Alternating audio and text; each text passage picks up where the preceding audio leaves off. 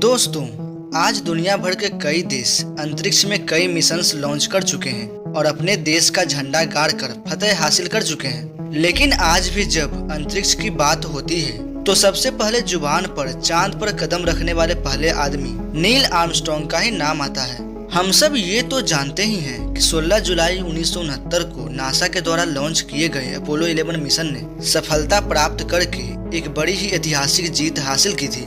लेकिन हम में से शायद बहुत ही कम लोग जानते हैं कि चांद पर वो ऐतिहासिक कदम रखने का सफर बेहद ही उबड़ खाबड़ रास्तों से भरा हुआ था। तो चलिए जानते हैं आज की हमारी इस वीडियो में कि आखिर अपोलो 11 में भेजे गए एस्ट्रोनॉट्स के साथ आखिर ऐसा क्या हुआ था जिससे आज भी कई लोग अनजान हैं। दोस्तों, आज की वीडियो बहुत ही मजेदार होने वाली है, इसलिए आप इस वीडियो को लास्ट तक जरूर देखिएगा।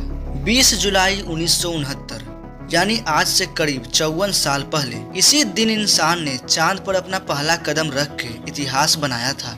नासा द्वारा लॉन्च किया गया अपोलो 11 21 घंटे और 31 मिनट तक चांद की सतह पर रहा था और 24 जुलाई 1969 को ये वापस धरती पर लौट आया। हम में से ज्यादातर लोग सिर्फ इसी कहानी के बारे में जानते हैं, लेकिन दोस्तों, जैसा कि हमने कहा कि चांद पर गए 3 astronauts Neil Armstrong, Buzz Aldrin और माइकल कॉलिंस के साथ कुछ ऐसा हुआ था जिसके बारे में बहुत ही कम लोग जानते हैं। इस हादसे के बारे में जानने से पहले आइए घड़ी की सुई को पीछे करते हैं और चलते हैं 16 जुलाई 1969 की नासा के ऑफिस में, जहां सभी की धड़कन तेजी से धड़क रही थी क्योंकि कुछ ही समय में अपोलो 11 पृथ्वी को छोड़कर स्पेस में जाने वाला था। अंतरिक्ष पर जाने वाले तीनों एस्ट्रोनॉट्स की भी धड़कनें थमी हुई थी। जैसा कि आप में से कई लोग जानते ही होंगे कि माइकल कॉलिंस बतौर पायलट अपोलो 11 में मौजूद थे, वहीं नील आर्मस्ट्रांग और बज एल्ड्रिन चांद की जमीन पर उतरे थे।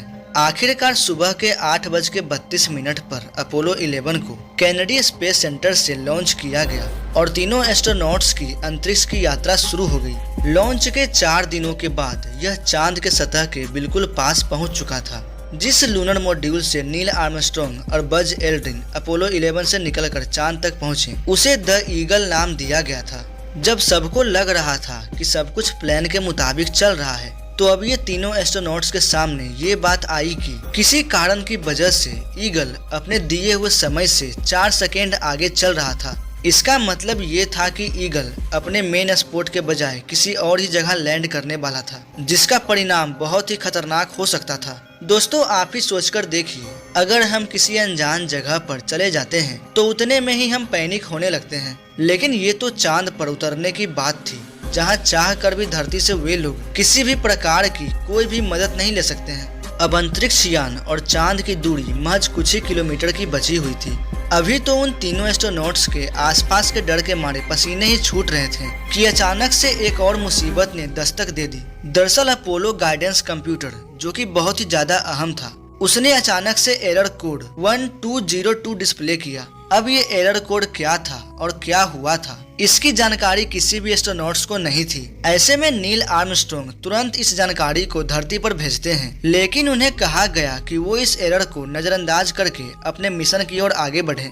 हालांकि बाद में यह बात सामने आई कि रिटायर्ड सिस्टम से ज्यादा कमांड आने की वजह से कंप्यूटर सिस्टम ओवरलोड हो चुका था, जिसके वजह से ये एरर डिस्प्ले हो रहा था। एक तरफ से हो रही एरर और दूसरी तरफ से 6 मिनटों में चांद पर लैंडिंग। ऐसे में नील आर्मस्ट्रांग ने हिम्मत और शांत दिमाग रखकर कंट्रोल अपने हाथों में ले लिया और स्पेस क्राफ्ट को सही सलामत मून पर लैंड करवाया, जिससे सभी की जान बच सके। 20 जुलाई 1969 को ईगल का सही सलामत चांद पर लैंडिंग होता है। जिस जगह पर ईगल का लैंडिंग होता है, उस जगह को ट्रैंक्विलिटी बेस का नाम दिया गया। यहाँ से ही उतरकर नील आर्मस्ट्रांग ने अपना पहला कदम चांद की सतह पर रखा था और अमेरिका का झंडा बड़े ही गर्व से फहराया था।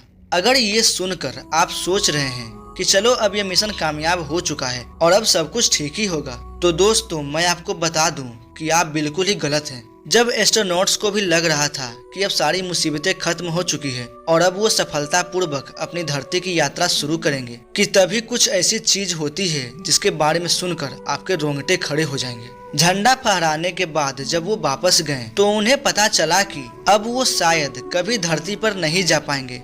और वो चांद पर ही फंस चुके हैं। दरअसल दोस्तों, चांद पर कम टेम्परेचर होने की वजह से लैंडिंग के बाद ये स्पेस क्राफ्ट में मौजूद इंजन के फ्यूल पाइप में प्रेशर बढ़ चुका था और उसमें जमी नमी अब बर्फ में तब्दील हो रही थी। दरअसल नासा भी अपने एस्ट्रोनॉट्स को ये कमांड देने ही वाला था कि इससे पहले सिचुएशन और भी घातक हो जाए वो तुरंत स्पेस क्राफ्ट से उतर जाए, क्योंकि यह प्रेशर इतना बढ़ चुका था कि ये स्पेस क्राफ्ट कभी भी ब्लास्ट हो सकता था। जरा सोचकर देखिए दोस्तों कि अगर ऐसा होता तो इन एस्ट्रोनॉट्स के लिए धरती पर आना असंभव हो जाता और चांद पर ही इनकी मौत हो जाती। लेकिन दोस्तों, कहते हैं ना, जाको राखे साइयां मार सके न कोई। इसे भगवान की मेहरबानी समझो या फिर इनका नसीब, क्योंकि कुछ समय बाद ये बर्फ पिघलने लगी और उसके चलते वापस से फ्यूल पाइप का प्रेशर नॉर्मल हो चुका था। 2.5 घंटे चांद पर घूमने के बाद और स्पेस क्राफ्ट की ये मुसीबत को सुलझाने के बाद अभी सबने चैन की सांस ली ही थी कि एक और मुसीबत उनके सामने आ गई। दरअसल स्पेस क्राफ्ट के एक हिस्से में लगी स्विच टूटकर नीचे गिर गई थी। इसके कारण से सर्किट ब्रेकडाउन हुआ और उस हिस्से की पावर कट हो चुकी थी। ढूंढने के बाद वो स्विच तो एल्ड्रिन के हाथ में आ चुकी थी, लेकिन उसे फिक्स करना एक बहुत ही बड़ा टास्क था, क्योंकि जाहिर सी बात है ट्रेनिंग के वक्त उन्हें इसका उपाय नहीं बताया गया था। किसी ने सपने में भी ऐसी गड़बड़ी के बारे में नहीं सोचा था। एल्ड्रिन ने इस समस्या से बचने के लिए कई प्रयास किए, लेकिन उन्हें कोई भी परिणाम नहीं मिला। ऐसे में उन्होंने एक पेन की मदद से इस स्विच को चालू किया। दरअसल उन्होंने अपनी इस पेन को स्विच के छेद के अंदर डाला, जिससे कि स्विच काम करने लगा। 6 घंटे की मेहनत जो काम नहीं कर पाई थी, वो महज अब 1 मिनट में ही सिर्फ एक पेन ने ही कर दिखाया था। अब वो घड़ी आ चुकी थी जब एस्ट्रोनॉट्स को धरती के लिए रवाना होना था। प्लान ये था कि कोलंबिया विमान, जिसकी मदद से उन्हें धरती पर वापस आना था, उसमें मौजूद 2 मॉड्यूल्स, पहला कमांड मॉड्यूल जिसमें एस्ट्रोनॉट सवार थे और दूसरा सर्विस मॉड्यूल जिसमें चांद की सतह से लाया गया विमान का बाकी सामान था। कोलंबिया को धरती के तरफ आते ही उसे अलग अलग डायरेक्शन में जाना था ताकि दोनों आपस में क्रैश ना हो जाएं। लेकिन यहाँ भी इनकी किस्मत ने उन्हें एक और चुनौती दी। दोनों मॉड्यूल्स अपोजिट डायरेक्शन के बदले एक के पीछे एक तेज रफ्तार से बढ़ने लगे। अगर यह एक दूसरे से ज्यादा करीब भी आ जाते तो एक बड़ा धमाका होना लाजमी था, लेकिन इतनी तेज रफ्तार से नीचे की ओर आने के बावजूद भी ऐसा कुछ नहीं हुआ और दोनों बड़े ही आराम से प्रशांत महासागर में 24 जुलाई 1969 को लैंड कर गए और इस मिशन को सफल बनाया।